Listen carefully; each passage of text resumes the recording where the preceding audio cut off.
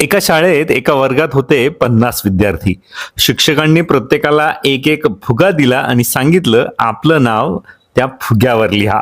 सगळ्यांनी नाव लिहिलं आणि मग शिक्षक म्हणाली, आता हे सगळे फुगे वर्गात सोडा.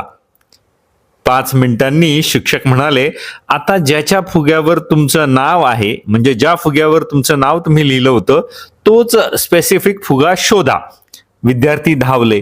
फुगे इकडून तिकडे उडत होते, धडकत होते, पण 15 मिनिटं झाली आणि एकाही विद्यार्थ्याला आपल्या स्वतःच्या नावाचा फुगा मिळालाच नाही. क्षणभर शांतता पसरली. विद्यार्थी फ्रस्ट्रेट झाले. मग शिक्षकांनी नियम बदलला. ती म्हणाली, आता स्वतःचा फुगा शोधू नका.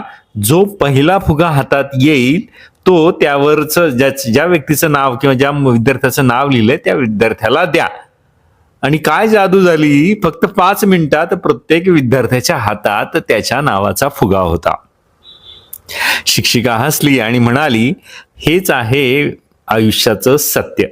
जेव्हा आपण फक्त स्वतःचा आनंद शोधतो, तो हातातून निसटतो किंवा तो मिळवायला खूप वेळ जातो.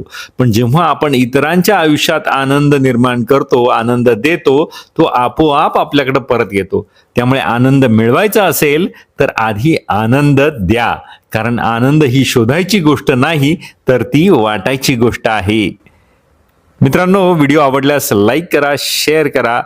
तुमची काही प्रतिक्रिया असेल तर